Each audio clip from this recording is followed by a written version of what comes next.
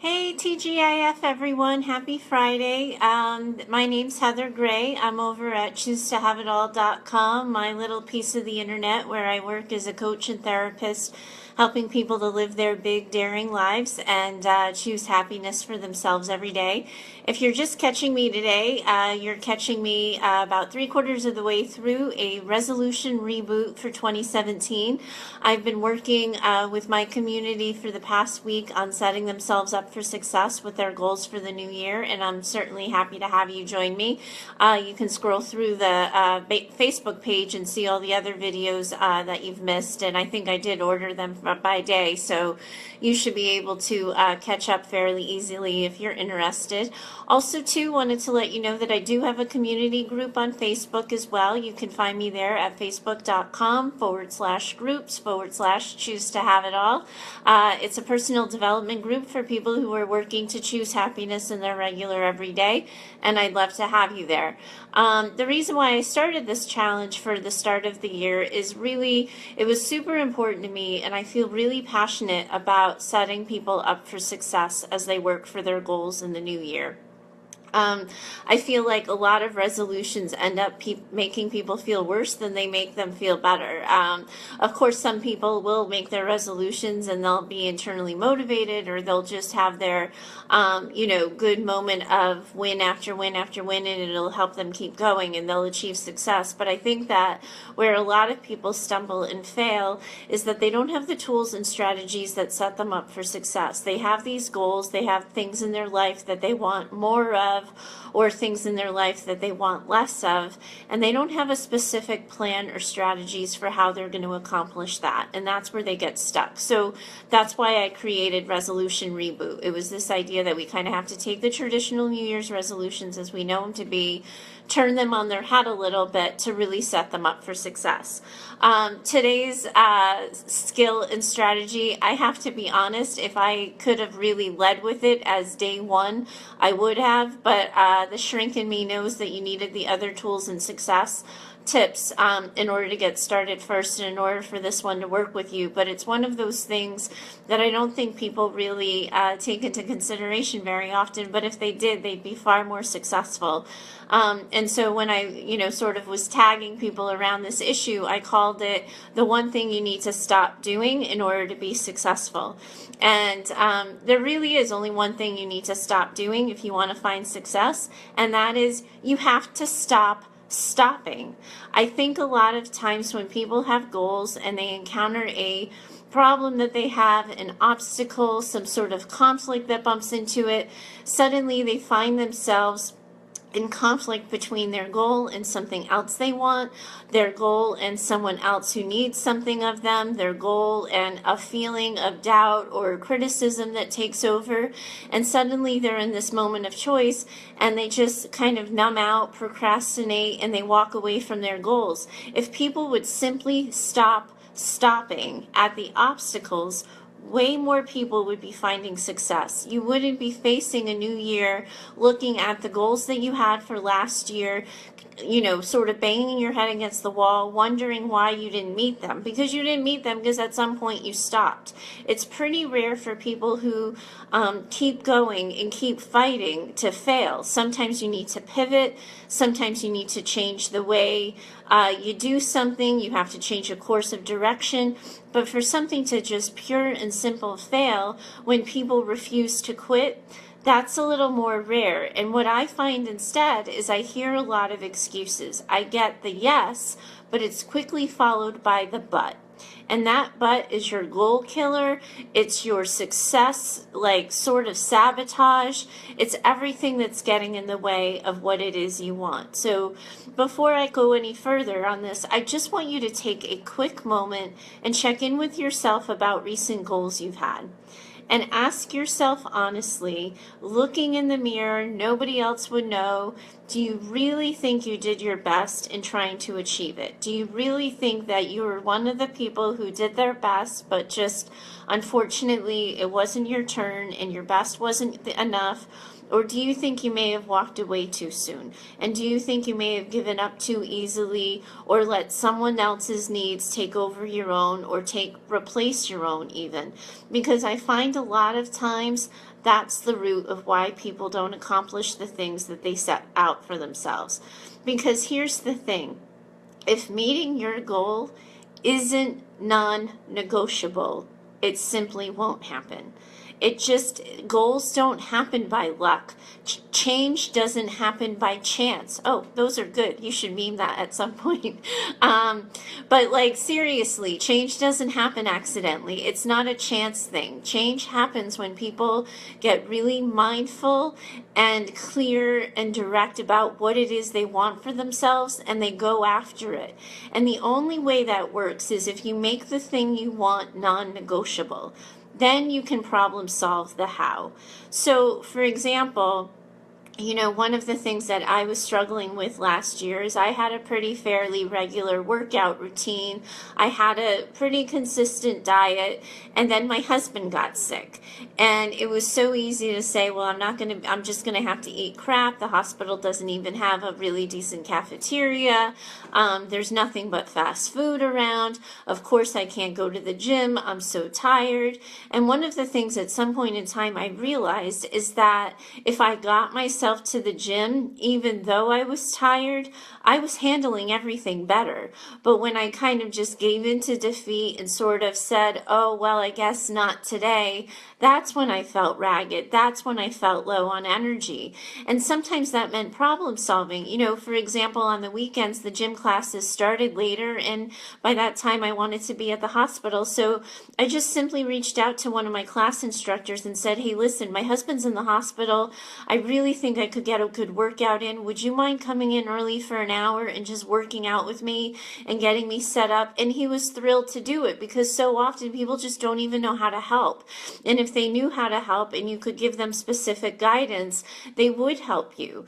And I think that that's the biggest challenge here, is that when you face an obstacle, how do you problem solve it? Are you willing to ask for help? Are you willing to compromise on how long it takes you? If you set yourself up for, some sort of goal to say, hey, I want to lose 15 pounds in 30 days, and suddenly you realize that's not really realistic, are you willing to keep working on losing those 15 pounds, even if it takes you 2 months, or even if it takes you 3 months?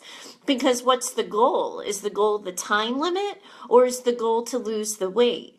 A lot of times too, I think it's easy when you feel like you don't see the writing on the wall that success is coming. You don't see that it's almost going to be your turn. You have to keep on keeping on.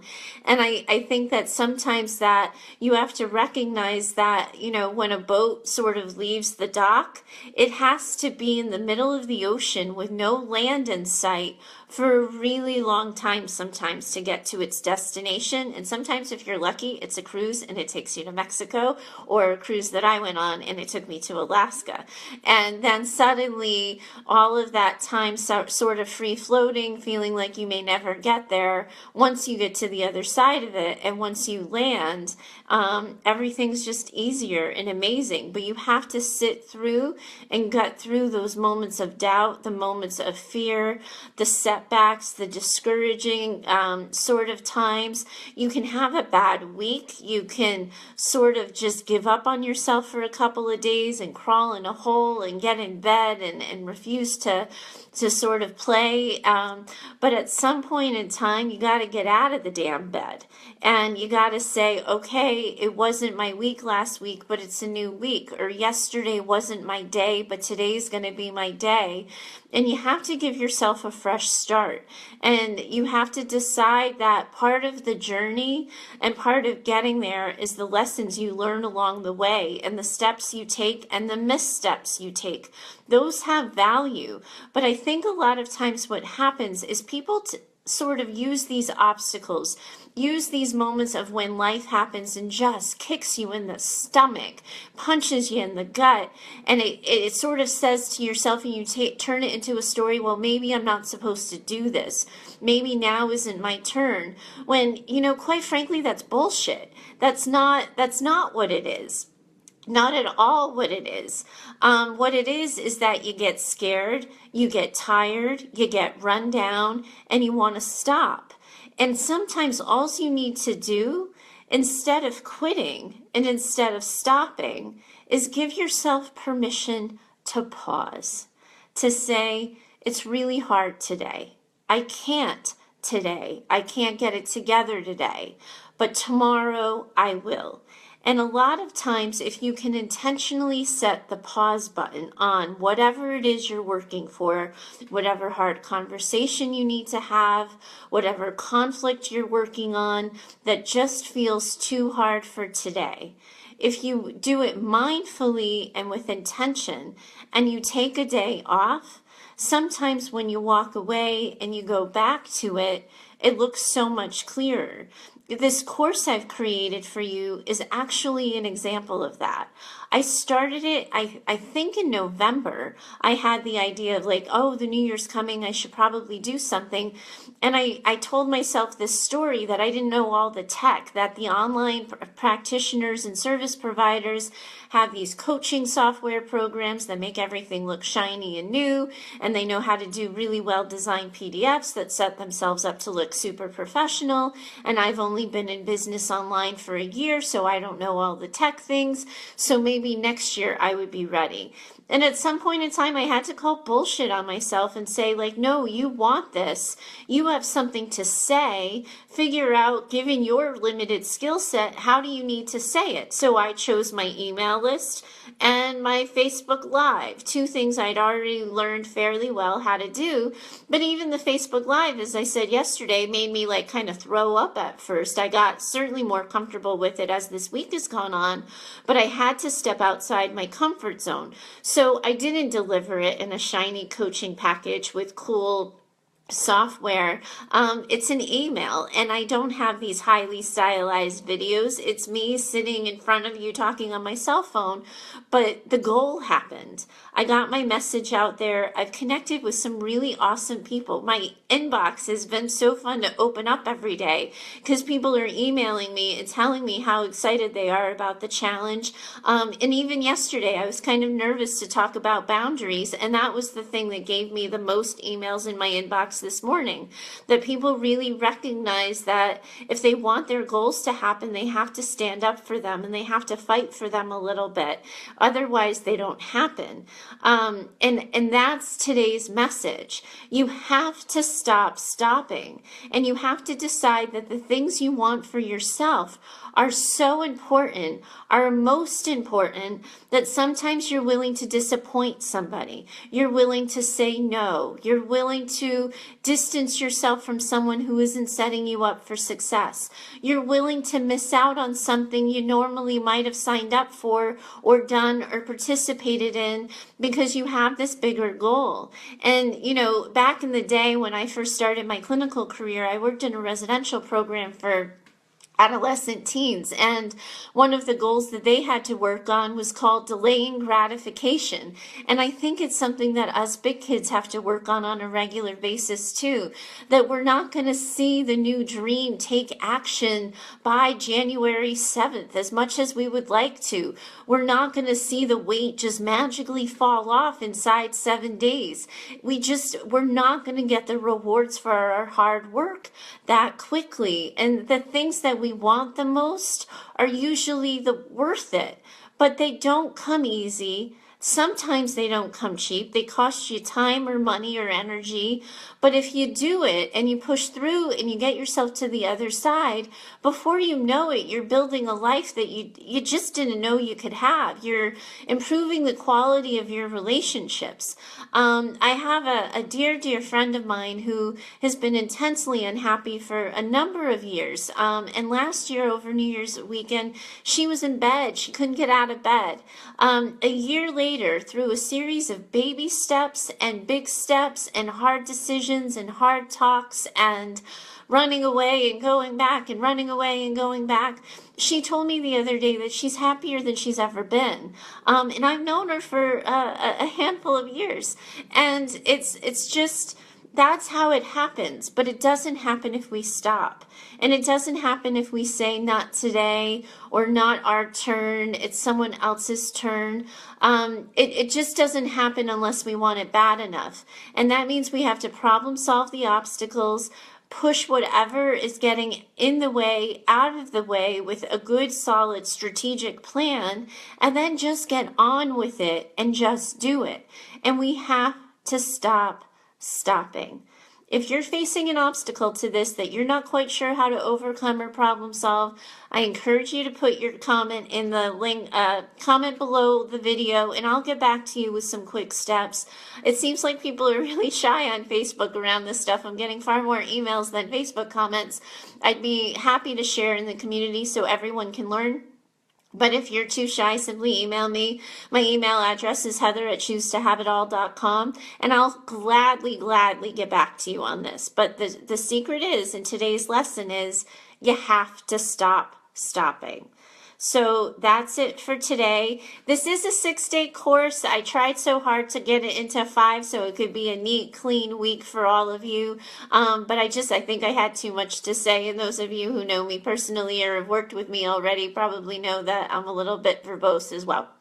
So I don't work on the weekends. That's part of my healthy boundary setting. So I'm not going to do a Facebook Live tomorrow for day 6. You'll find that on Monday, probably around 2 o'clock or so Eastern Standard Time. I haven't set the schedule for myself quite yet, but I do expect it'll probably be sometime on Monday afternoon. It'll be our wrap up for a really good hard week of learning tough skills, of setting big dreams, and getting ourselves on the path towards making them come true. Thanks so much for being with me this week. This has been probably the most fun I've had since I've started this new business. I've really enjoyed getting to know you and talking to you on a more personal level and learning about the things you're working on for yourself. And I'm sure I can help you get there. Thanks so much. Have a great weekend. It's football weekend in my neck of the woods. I don't know if you guys know that yet about me, but I'm a little football obsessed. I did get to sport my Patriot sweatshirt yesterday for you guys, but it's playoff weekend, and the deal in my house is that during the regular season football, I can only watch 2 football games a week because I tend to get a little obsessed and watch too many, but during playoff season, I get to watch all 4 games. I don't know that I'll really sit down for 16 hours of football this weekend, but I certainly like having the option. So it's football around here, whatever you guys are doing. I hope you have a great weekend. Keep sight of your goals. Don't stop them from letting them come true. And I'll find you again here on Monday and we'll wrap this thing up.